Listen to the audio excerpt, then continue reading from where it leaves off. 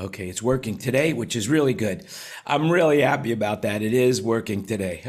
We've had some problems, technical glitches, but all the technical glitches seem to be in the distant past, which is great. Excellent, excellent, excellent. Well, and I believe that we are live and on the air. Great. Perfect. Ladies and gentlemen, children of all ages, welcome to the 108th meeting of the Mastermind RoundTable. I am your host, Jan Landy, and I have some really good news to report that normally we'll have anywhere between 8 and 20 people in the room. But when we started this show back in 107 episodes, 108 episodes ago, we were in the heart of COVID. We were absolutely in the heart of COVID, and everybody was really, what do we do? How are we doing this? You know, we're not working. We're freaking out, and there was no real grounding going on from people. People just didn't have anywhere to go to talk to other people of like-minded minds, to say the least, of what they wanted to do and how they were going to survive these tough times. And that was the whole concept of the Mastermind Roundtable, putting together like-minded people in our industry to talk about what's going on and how current events are affecting us and how to survive the tough times of COVID. Well, the COVID tough times are over. Things are amazing out there. And before I get started, I want to thank everybody who's watching on social media, YouTube, LinkedIn, SoundBroker, Twitter. We're everywhere. So if I missed one of the social medias where you're watching us, please note that you're so welcome to be here and listen in. So today, the beautiful part about it is most people are working today. And so this is going to be a little bit of a different show. And this is going to be, I guess, what I would consider the introduction to Ask the SoundBroker. So just remember, everything you hear today, as always, is an opinion. So do your own research. Okay. And that's where we stand. So now, as I was talking about how things are good right now, it appears that Live Nation UK is now set for the biggest summer ever. The biggest summer ever. And now that's pretty impressive when you think it. It's not just about the biggest summer since COVID. It's the biggest summer ever. And shows are off the hook. There are so many shows going on that there's not enough equipment to satisfy the need of all the shows. And you know what? They just announced, now Coachella just announced right now that they're starting to sell tickets for 2023. Which is almost amazing that it's almost a year out and they're selling tickets already. And people are back. Infocom has happened. NAMM has happened, where people have actually come to the show. Other things, Kenny Chesney is having a record season out there. He's broken all box office records. Brandy Carlisle is out there. Sting is out there. Lady Gaga. I mean, you name it. Paul McCartney is doing shows.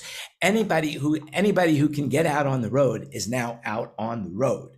And that's really exciting. And ticket sales are amazing. So if you have the opportunity to go see a concert, you should jump in it and do it. And if you have a chance to work on it, work on it. I mean, I just got a call before the show started. David Dansky just picked up 10 gigs, and he called me from the Atlanta airport, and he'll be calling us in during the show if he gets good reception from his Uber or what's the other ride sharing service? It's been a while. I want to say LinkedIn, but I know that's not it. There's another ride series. Lyft, that's it. Lyft, that's it. So that's really cool. So anyway, I'm really excited about this. By the way, our YouTube channel is exploding. We have a lot of subscribers now, more than ever before. And I want to thank everybody who's gotten this to this point. So why am I doing this? Why did I start it? I told you. Why am I continuing to do it when I have to wake up so early in the morning to get this?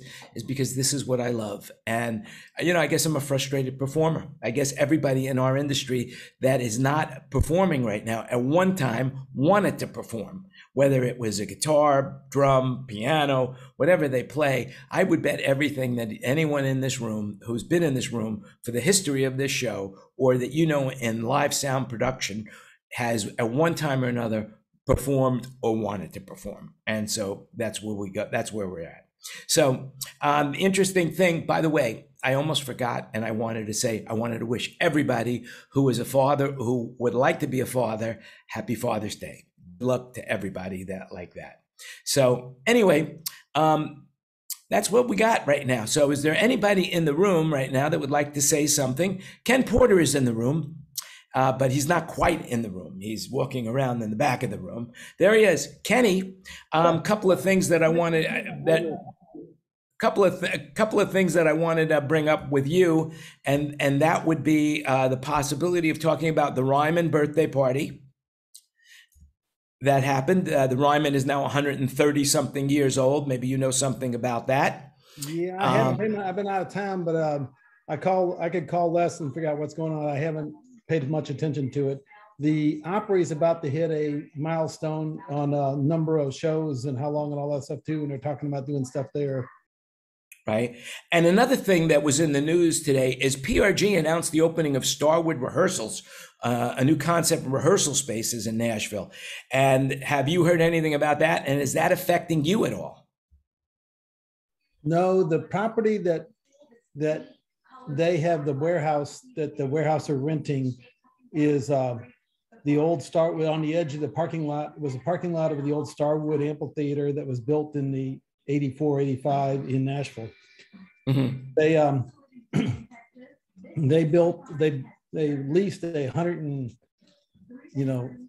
They leased excuse me, I got to start over. Okay, start over. And while you're doing that, I just want to let you know that, shows are hitting the road. And one of the things that's interesting is Christie Digital is doing a road show, and that's coming to Nashville on July 19th and 20th. They'll also be in Miami, Chicago, New York, San Francisco, and Los Angeles. And they're introducing their new product of Christie Digital projectors. Just thought I would throw that in because, as a self-promoting aspect of it, we are Christie dealers, believe it or not. And so that's pretty cool. So anyway, that's really cool as well. Let's see what else is going on. In honor of Father's Day and what's happening in the world with inflation, Popeye's Chicken, I just thought I would throw this in. Popeye's Chicken is, in honor of its 50th anniversary, is bringing back 59-cent chicken from June 12th to June 19th. So you have an opportunity right now. Today's the 15th. You have 4 more days to jump in, and we'll throw the link in the chat of how you can get 59-cent chicken from Popeyes. And, I was just talking to somebody about one time, a long time ago in one of the shows, I don't remember what episode, but we talked about the chicken sandwich wars, and it's heating up. And it turns out, based on this information, we were just having dinner last night, and I saw a play last night. I saw a play, Aida, the Elton John version of it. It was a high school play. And it was so interesting to see these kids do this high school play. And they were using like the most antiquated wireless system you can imagine, with only one cluster in the top of the roof. It's like it was a gymnasium, but it was really cool. And even though they had technical difficulties with the wireless, the kids just kept going and going. And it was something so spectacular that the concept of it outshined the technical limitedness of what they had the ability to use with modern day equipment, which I would say none of it was modern day equipment, but still it didn't matter. They just transcended it all. And even though microphones were cutting in and out and some microphones didn't work, it was still an amazing experience to watch this play and these kids do their job. It was the international school called Head Start here in Thailand. I really enjoyed it. I had a lot of fun. And one of my good friends here, his son was the lead in the play. So I really enjoyed it even that much more. So, but it just seemed, and I was thinking as I was watching this play and they were having all this technical difficulty, how unacceptable it would have been in the United States, how if it would have happened in the US at any level, the person who had put this all together would be looking for a new job today. So it's all relative in regards to that aspect of it. So anyway, speaking of good things, 2 people were rescued after falling into a tank of chocolate in Pennsylvania. Yep, they fell into a tank full of chocolate at the Mars M&M factory. And I would think that, I just don't even know how that could happen, but you would think, it sounds like a good thing, but when you realize that they could have died of chocolate suffocation. I guess it's not so good. But I wonder what happened to that candy now. That's probably ruined, and you can't. Mars have to dump the tank. Well, So that's better than a guy getting stuck in a boiling tank for tuna. He never came yeah. out. Yeah, it sure would be. It sure would be. That's absolutely for sure.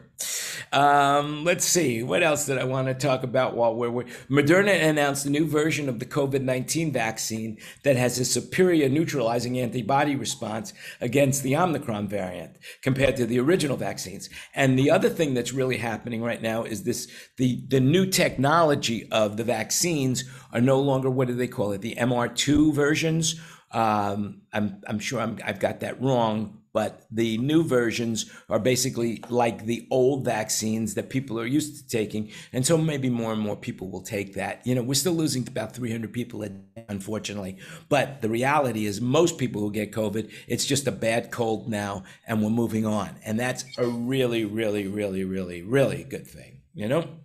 And speaking of which, the CDC just dropped testing for travelers coming to the United States from abroad. So now you no longer need testing to come in. And I don't even believe you need COVID. You need to be vaccinated as well. So that's really a cool thing. Also, sticking on the COVID line right now, one thing that I also read this week is there was an article on healthaffairs.org. And the concept of it was, how did mask mandates affect COVID death rates? And a state-by-state analysis on the lingering question from COVID-19 swirls around whether wearing face masks helped or didn't help or whatever. And both healthy people and those experiencing symptoms to wearing masks in public. But bluntly, longer mask mandates did not correlate with fewer deaths per capita. But the study is inconclusive, except that vaccines save lives. So I have a link to that as well. We'll throw into the chat if you're interested in looking at that. But there was no conclusive proof whatsoever whether or not. And I don't know, for some reason, wearing a mask, I feel more comfortable. I feel safer in public than I ever did before and I never thought I would enjoy wearing a mask. And I don't really enjoy it, but I find it more comforting to think that I'm doing something to protect myself from getting sick. And fortunately, knock on wood, I haven't caught COVID, and I'm very lucky. Or if I have, I don't know I caught it, but I've tested regularly, and I haven't had the antibodies. So I think there's some comfort in knowing that I feel good about wearing a mask in public, and especially when I go into a public restroom. Now I don't think I'll ever go into a public restroom again without wearing a mask. I don't know why. It just seems like that's the right thing to do these days, So anyway, if anybody wants to jump in on any of the points I'm making, just feel free to jump in. Now, there's another thing that's in the news this week.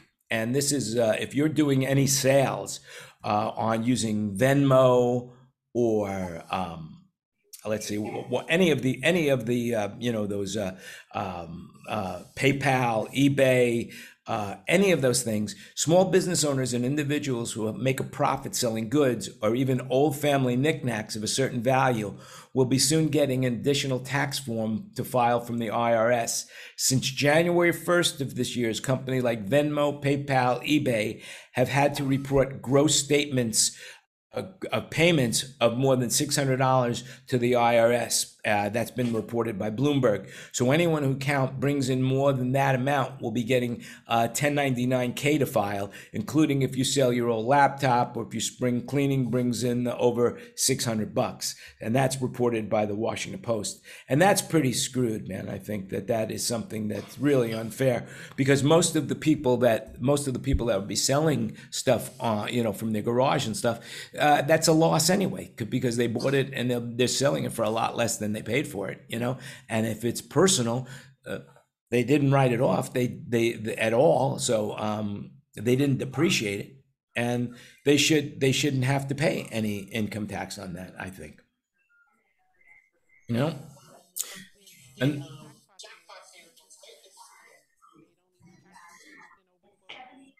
Hold on. Somebody is mic is open and we're hearing some leak. I think it might be Ken. Let me mute his mic. Okay, Tina, what were you saying? Saying that here in Vegas, you don't have to pay taxes on anything over 11.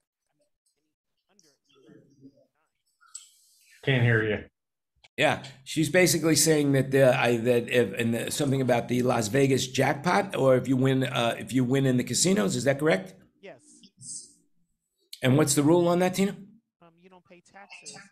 You only pay taxes if you win over $1,200. Right. I guess that makes sense because they probably figure you've spent a lot more than that in gambling to win that kind of money. So, I mean, if you walk into Las Vegas, and I do love Las Vegas, but you look at these huge hotels and how elegant they are and how elaborate they are and how over the top they are. You know, you look at all of that and you say to yourself, wow, this is impressive. You know, how just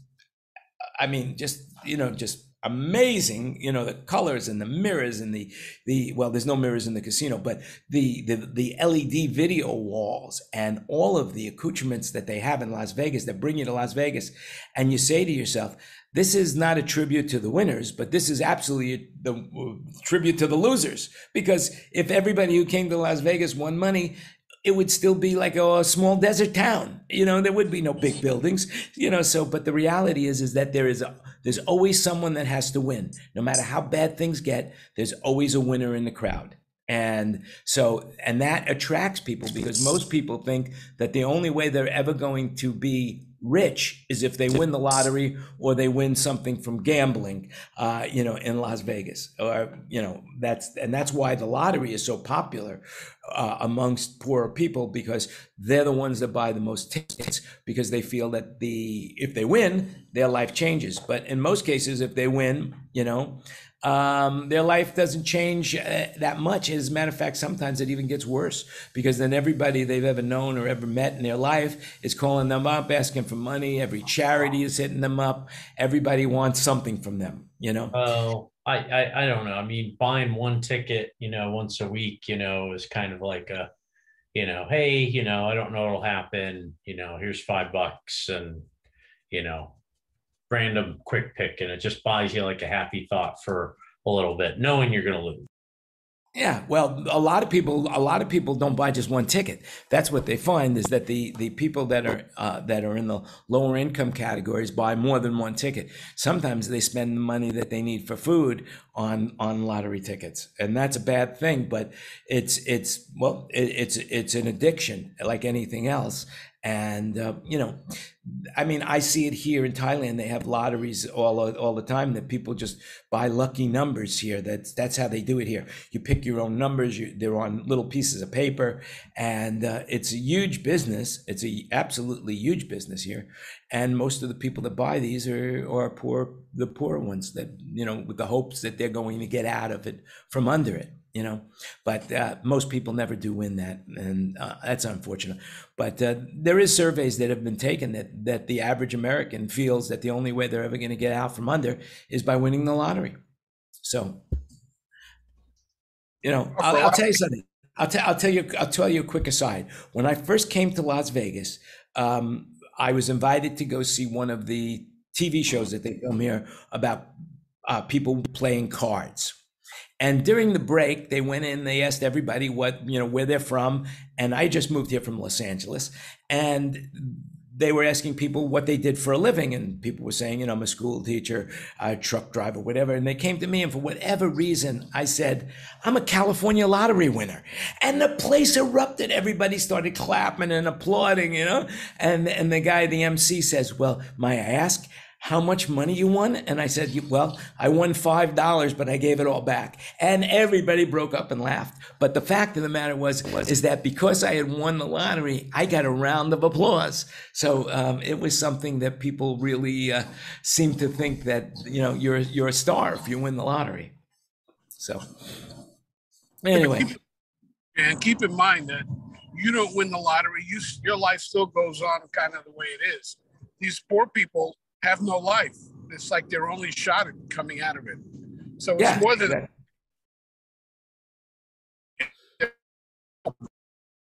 Yeah. Unfortunately, David, you're breaking up like crazy. And of course, this is a podcast, so it's very difficult for people to listen to it when the audio quality goes down that much.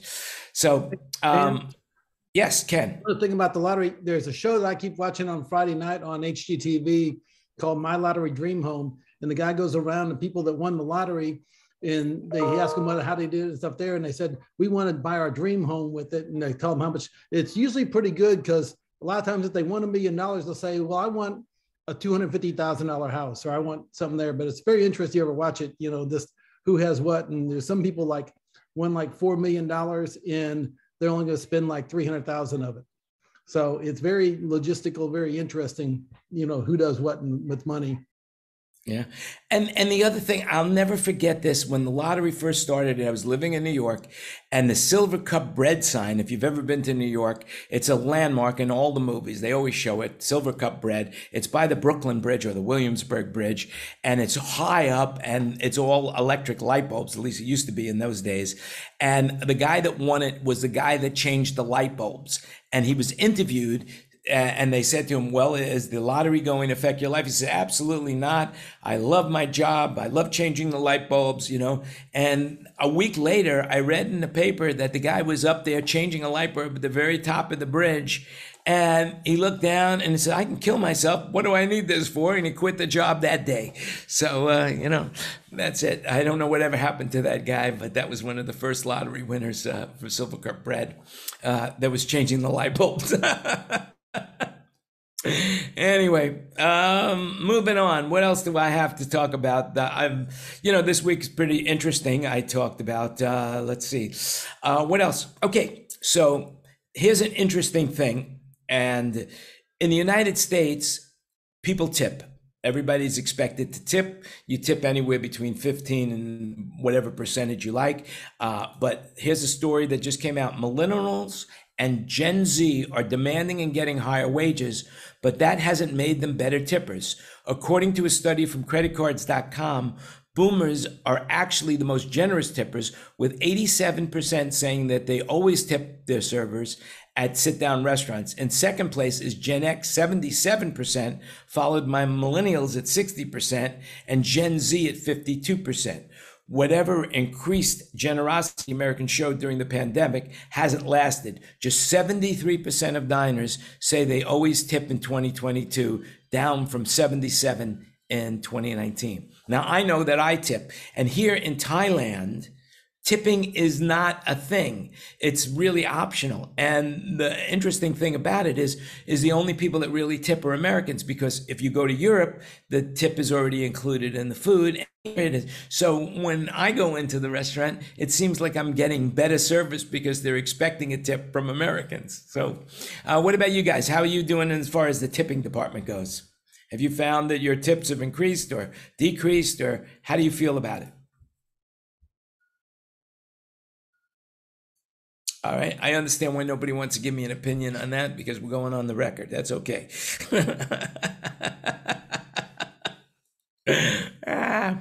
Anyway, let's see, what else did I want to say? Well, we got some good news.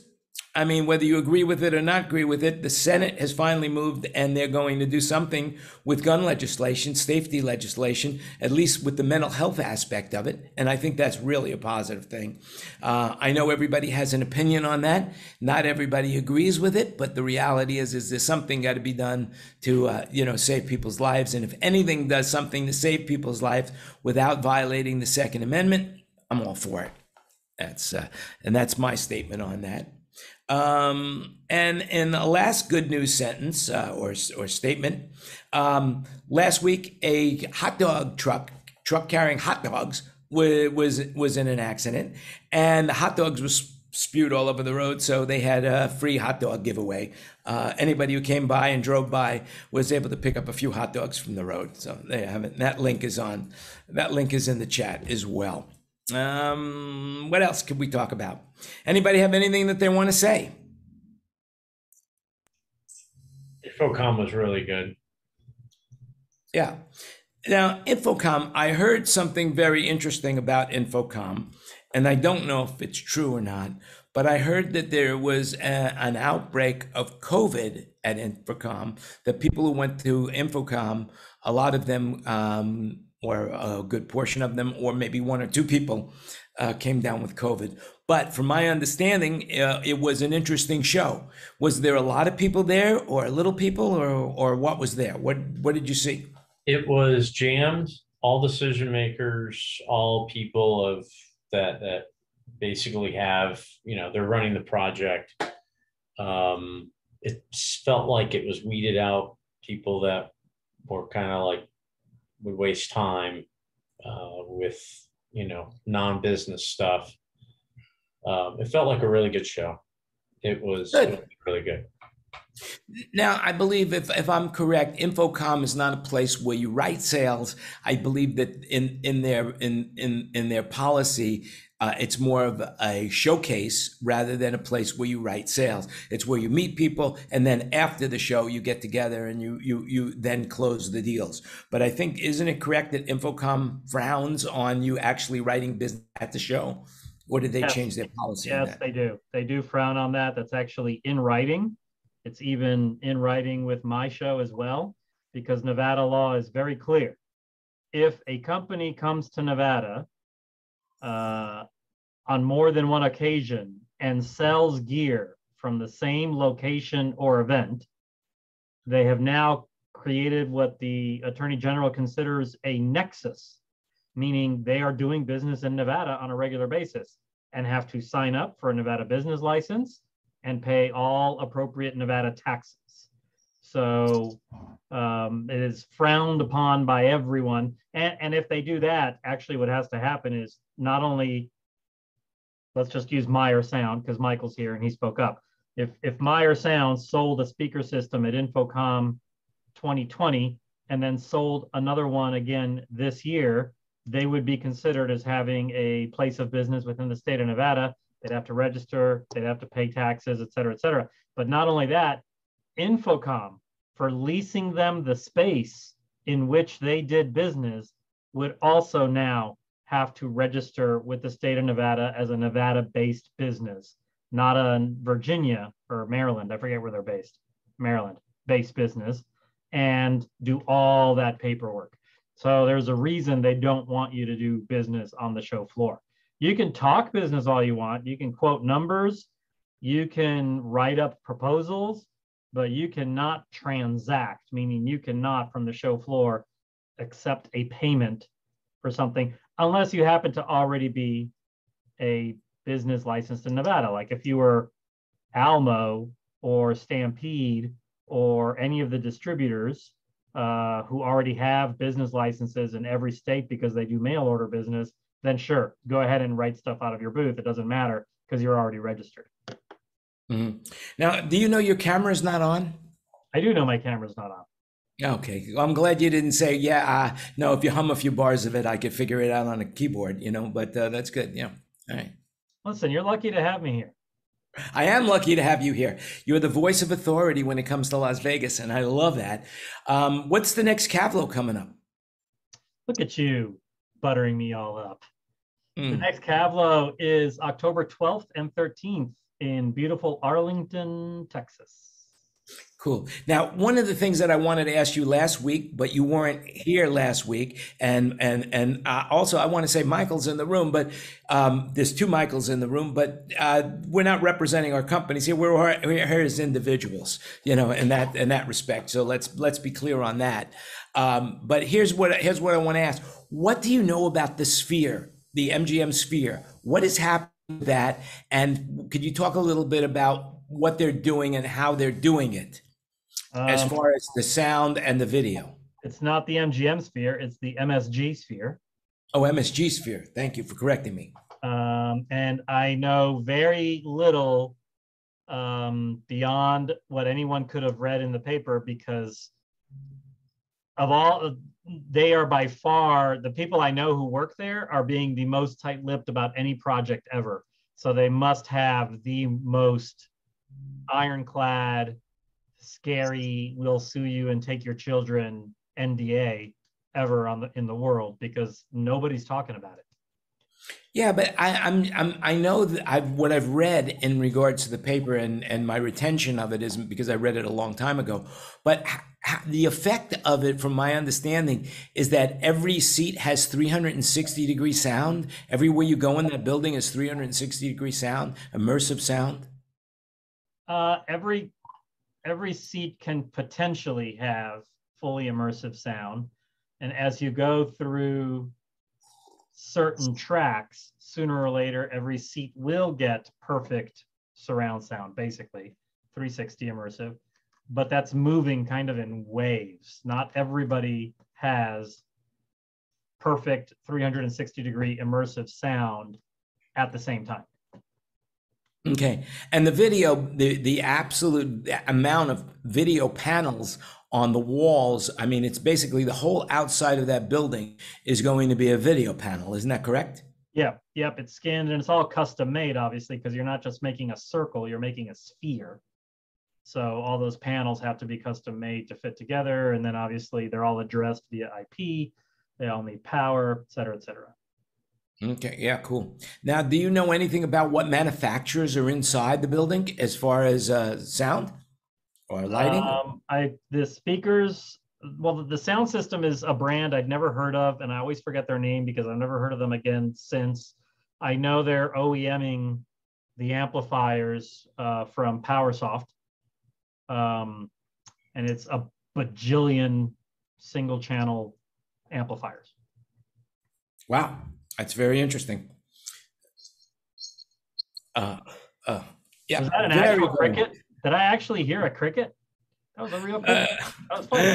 Well, you could hear crickets from me outside. You know, there could be some crickets behind me.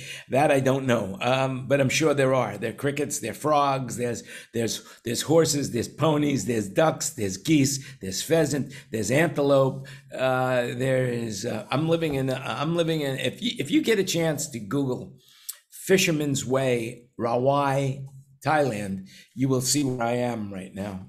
And what kind of time do you think I have on my hands to look up your house on well, I'm not saying it's my house. It's just the area of where I live.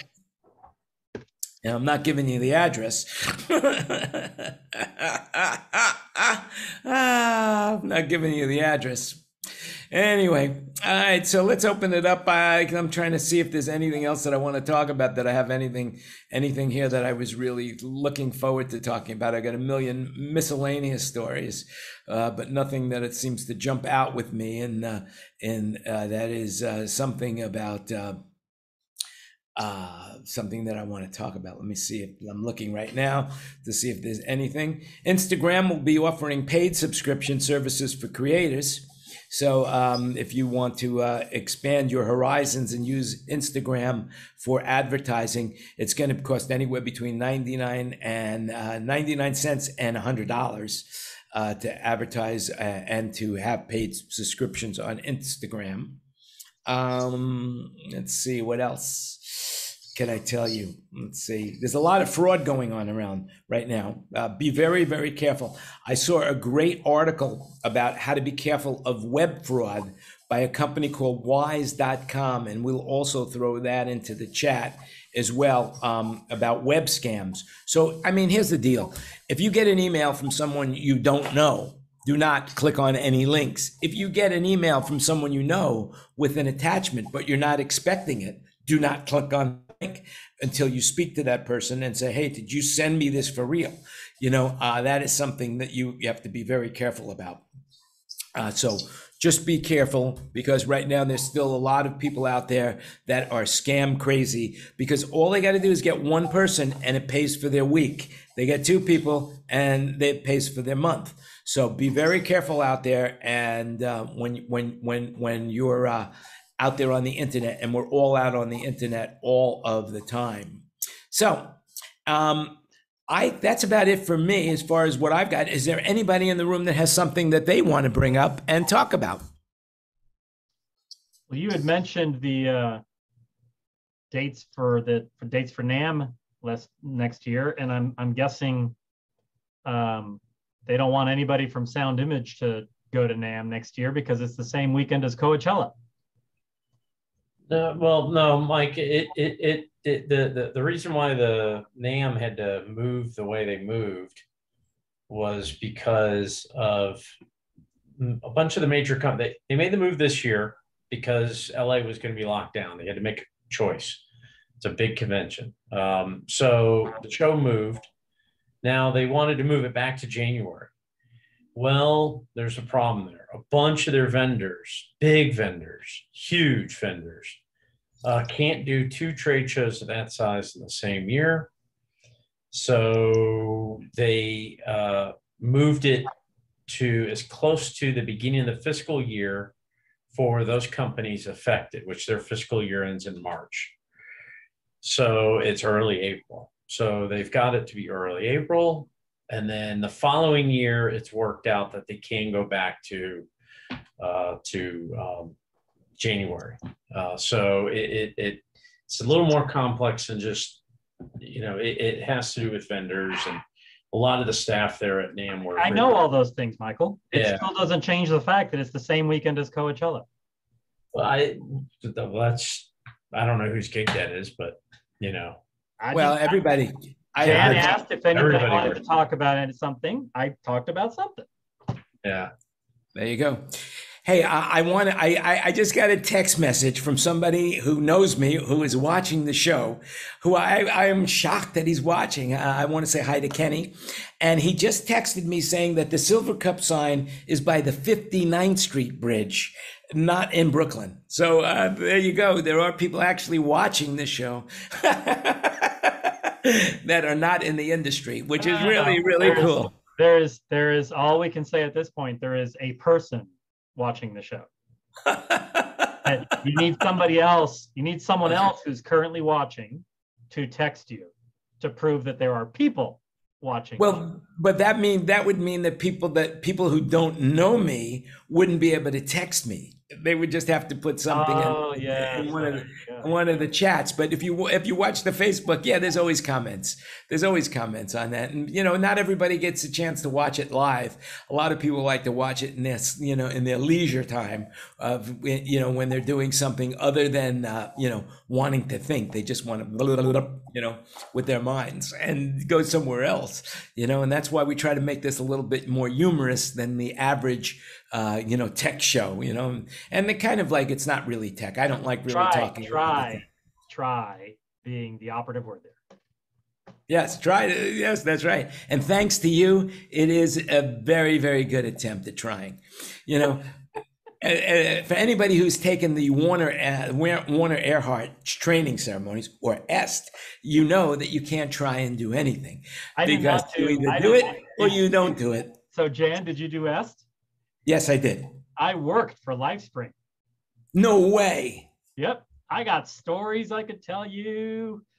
Well, there's no time like the present. People are listening. No. We don't tell those stories online.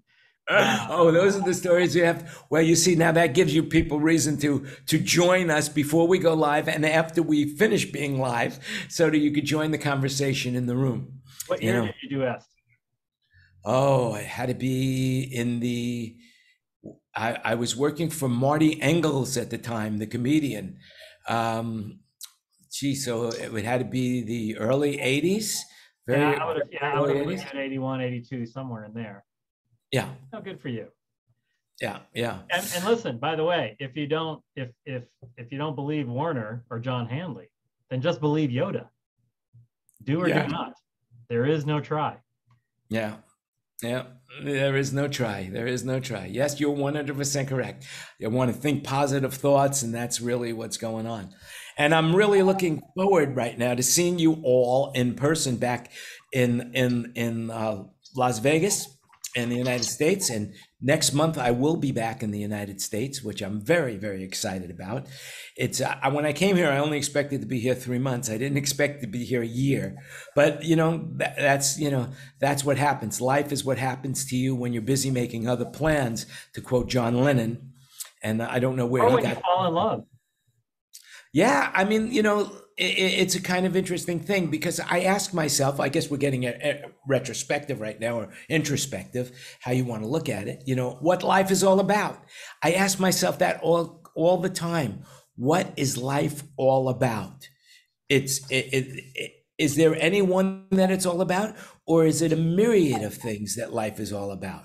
What makes us happy? And when it comes down to the end, have we lived a productive life that we perceive to be productive? I mean, that's really what it comes down to. Have we lived a productive life? And is it important to live a productive life if you don't want to live a productive life? I mean, if your life is all about just going to the movies and then the end time comes and you still haven't seen the sequel of the new Marvel movie, is your life disappointing? I don't know what that is. And I ask myself that all the time. What is my life about? Does anybody else ask themselves that? Or are we all stuck on the ruts that we're in and we're just, pedaling so hard on our bicycles that we're going ahead and not really looking at an introspective part about what life is all about? And I know that when I was younger, I never thought about this. It's as you get older, I find myself thinking about it. So let me open it up in a room. Is anybody thinking about what life is all about and what the game plan is? I keep thinking about the Tube song, "What Do You Want From Life?" And that's a good one. That's a good one, Ken. And holding the candy apple. And there you have it. And so there's an interesting article, and I'm going to get this out of you guys. I'm going to get this. I'm going to find this right now, and I've been wanting to talk about this for a long time as well. But there's a guy by the name of Daniel Pink, and he's like the foremost expert on this because he's written a book, and the BBC did an article on it. And Tina, if you look down in the notes, you'll find it. So you could throw that into the chat. And he wrote a book called "How to Live with Your Regrets." And regrets is often seen as undesirable, but it's a crucial emotion in helping us develop. How do we harness its powerful lessons? By Daniel Pink. And so basically, do we have regrets? Yeah, I think we do all have regrets. But how do we live with our regrets? And what are our regrets? And do we want to share our regrets with the rest of the world? That's one of the things, like I remember on February 25th, back in 1993, I was skiing in Lake Tahoe. And I had a major accident and I was laying on the snow and I thought I was paralyzed. And the thoughts of what went through my mind at the time were my regrets. That was the first thing that went through my mind. Not about how great a life I was living or about the fact that I was, laying on the snow and it was a beautiful round in Heavenly Valley, Tahoe. But the three things that went through my mind immediately of what my regrets were, one of my regrets was I didn't go to Woodstock. That was a regret. I mean, hard to believe I'm laying on the snow and that's a regret that came to my mind that I didn't go to Woodstock. Another regret that I had was that I didn't perform comedy. And I said to myself that if I heal and I can walk, I'm going to get into comedy. And sure enough, I did stand-up comedy professionally for about 2 years. And I learned a lot from that about, stand-up comedy. One is I found out that your friends really start to hate you after a while when you start inviting them to all your shows when you're just learning what stand-up comedy is all about. And number two, if you're not funny, stand-up comedy is just not for you. So that's what I learned. And here we are. And I also learned at that point in time is that this is what I learned is when you find out what you're meant to be doing in life, everything that you need comes to you. If you're not meant to be doing it, it's just a struggle every day. But when people do something that they want to do because they love doing it from their soul and their heart, like performing, the world will take advantage of you immediately because the universe is testing you to see how badly you really want it. And sometimes that's what happens when people finally do get to fame. They remember those days where people took advantage of them and ripped them off and asked them to do things for free. And I can see that. I saw both sides of the coin on that respect, and I'm really happy now in life of what I've accomplished for myself and what I want to do, and I don't really have that desire anymore to go out and perform stand-up comedy or perform playing guitar, but I do have a desire to share my thoughts, and that's why I'm doing the Mastermind Roundtable. I thought that would bring all my skills to place so that I can, bring an entertaining and light kind of event for people to come join us every week. And I want to thank you all for being part of it, because I couldn't be doing it. I couldn't have done it without you. Now I don't need you anymore. No, seriously. All kidding aside, folks, I do need you and I want you. And the reality is that I need you. And I'm really blessed that I have you in my life, especially those that are really participating in the show. I can't thank you enough for all the 108 times that we've gotten together and met, and all the people that have inspired me to continue doing this. So I want to thank everybody about that. All right. Anybody else have anything they want to say? On behalf of everyone here, I will say you're welcome. And I will agree, you are blessed to have us here. Yeah, especially you. So why have we not heard the joke of the day in a while? It's been quite a few episodes since we had a joke of the day. Wait. That's because Josh, we're on LinkedIn now. That is not an invitation, Josh. Not an invitation. Yeah, that's because we're on LinkedIn and we got to keep it clean, and that's it. It's funny. I used to hear jokes all the time, and now I don't hear jokes as much anymore, because basically jokes are more of an American thing and they don't translate well. Just like in any other language, it's a custom that has to do with the language. And most jokes are basically about, some sort of frailty in another human being. That's where the humor comes from. Or it's a cultural thing that doesn't translate, even if the language translates. It isn't just a matter of you had to be there. You had to be raised there to get. Yes. I'll give you the example that really stands out in my mind. Dad jokes work all around the world. Yeah. Well, actually, slapstick. That's why Charlie Chaplin was so successful all over the world, because all his material was slapstick. You didn't have to understand the words; you were able to see it, and that's why in the early comedy was all about slapstick. The Three Stooges. You don't have to understand what they're saying. You understand that it looks funny when people are slapping each other in the face and poking them in the eyes, and and they still get up and talk around. But this definitely stands out in my mind. I was living in Brazil at the time, and I told somebody in Portuguese, my best Portuguese at the time, that you can't get blood from a stone. And no matter how I described it, they just didn't understand that, because, there is no blood in a stone. So of course you can't get any blood from a stone, But in America, you understand what that means. You want something from somebody and you just can't get it out of them. And, and that is a challenge, the way people understand your words. So you have to be very careful what you say, So with that in mind, does anybody have anything else that they want to share with us live to the social media audience before we say goodnight? The Fed raised the rate today 3/4 of a point. They raised the prime. 3/4 of a point? 3/4 of a point. The prime went up today. Wow. Now, I wonder how that's going to affect all of us as people. Of course, that's going to slow down spending and inflation, which should be a good thing. But I wonder how did the markets, I didn't get a chance to look at the stock market. How did the markets respond to that? One moment, and I will tell you.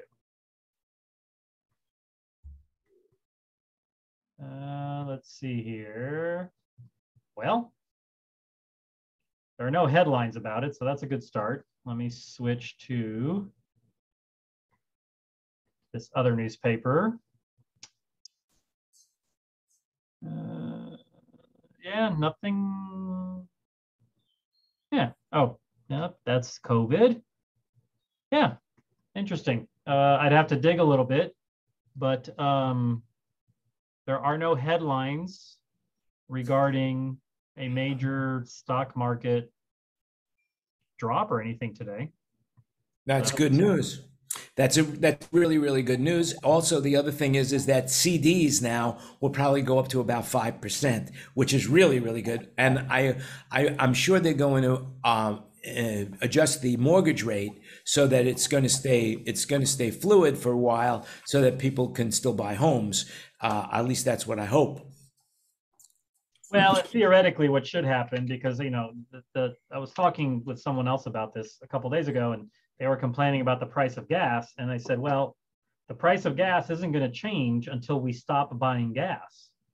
As long as everybody is still buying gas as fast as they make it, even at whatever, my buddies in California are paying over $6 a gallon.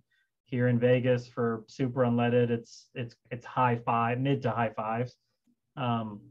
But you need gas, you're going to work, you buy the gas and you keep going. So as long as people keep buying gas at that price, the oil companies have no incentive to lower the price.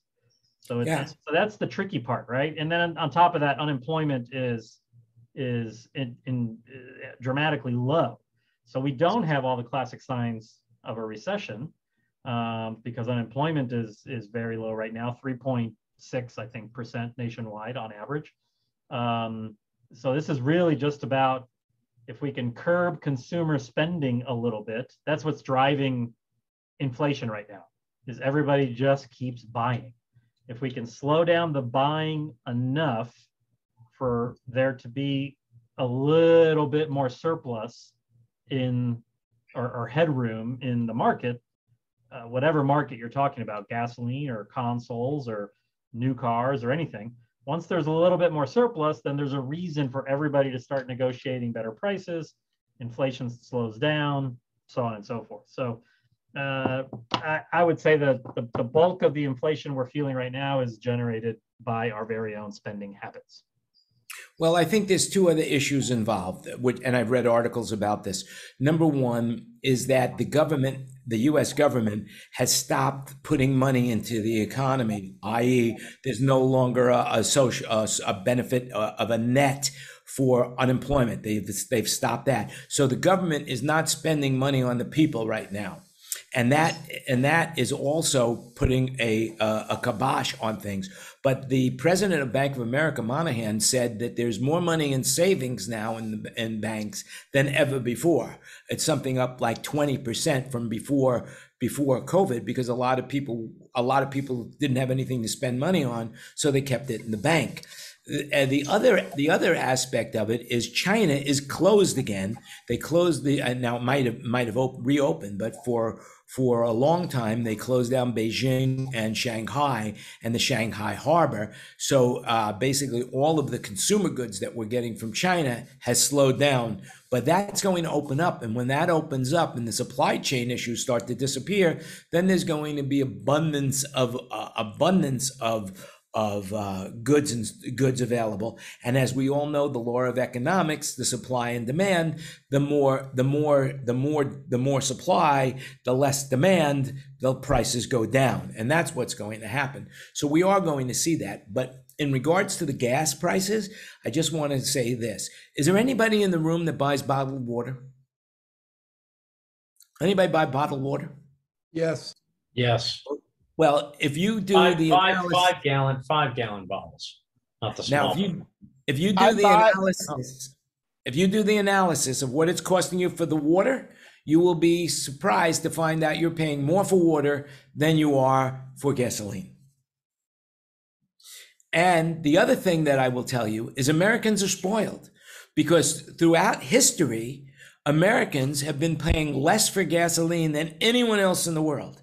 When I was in Brazil and I was paying something along the lines of, $2.25 for gas, in Brazil, it was closer to $10 a gallon.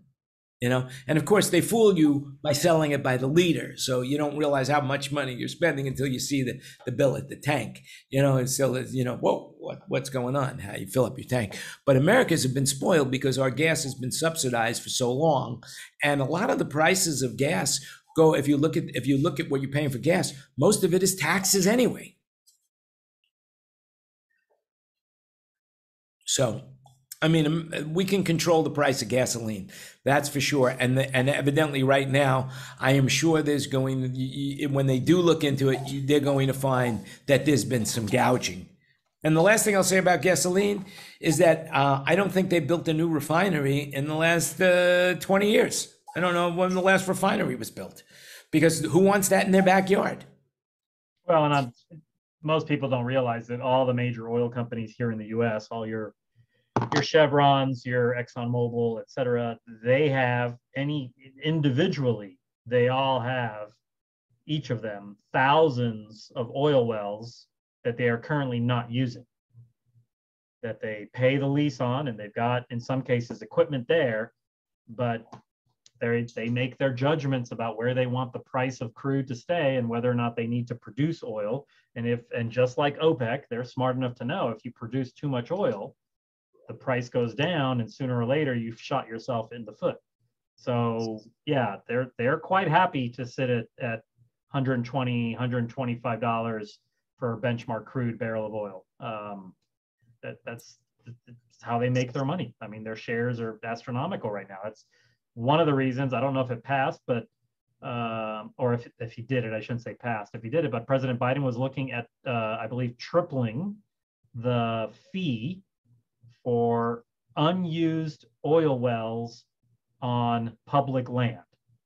So there's a fee to have an oil well on public land, obviously, and it costs more to not use it. Well, he was looking to make it even more expensive to not use those wells, hoping that would, goose the oil companies into opening them up and easing some of our scarcity.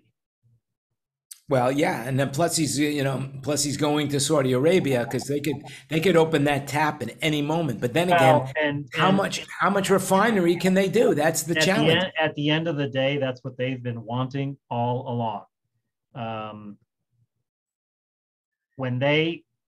And I firmly believe this. Other people don't. I don't know how you could not believe it, but okay. When Saudi Arabia murdered and butchered a reporter, Khashoggi. Yep, Khashoggi.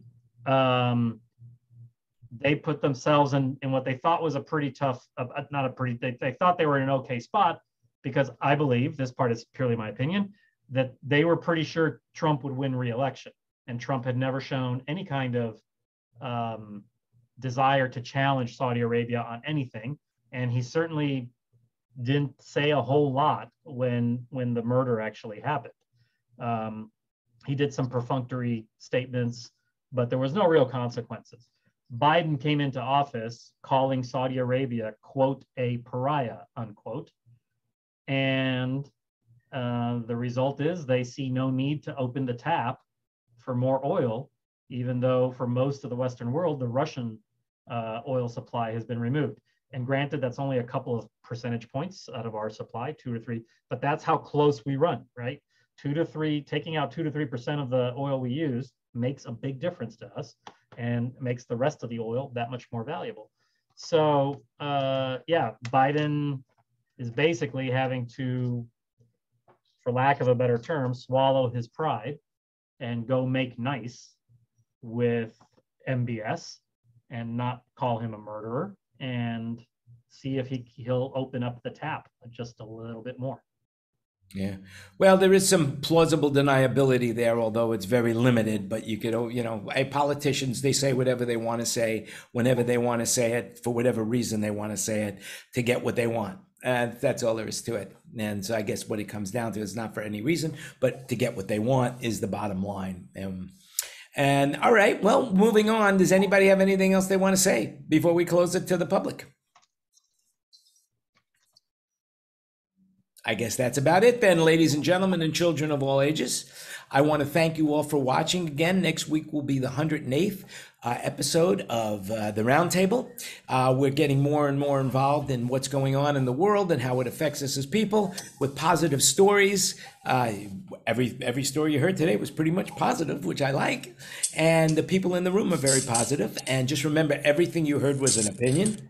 So I want to thank you all for joining us today, and make sure you leave your comments in the comment section wherever you're watching this. And the other thing that I will say is just remember, everything you heard was an opinion, and you make it happen. So please go out and make it happen. Do something positive for yourself. Have a great day. Have a great week. And next week, I'll be coming to you from the city of Chiang Mai, where at this time, I'm either going to be super happy or super not happy, because we're going to visit U.S. immigration to see if my girlfriend could come to the United States. And we'll see what happens. And by then, we'll all know we'll know the full tale, and I will report to you. So if you're interested in knowing what's happening with immigration here in Chiang Mai to the United States, on my aspects of it, tune in next week, same time, same place, to hear the outcome. All right, well, until then,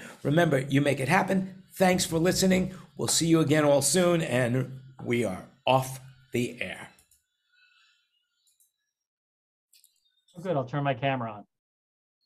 Good idea. But give me 1 second, because I'm still recording, and I've got to close this window down to open this window to stop recording. Mike Maxon will love this picture.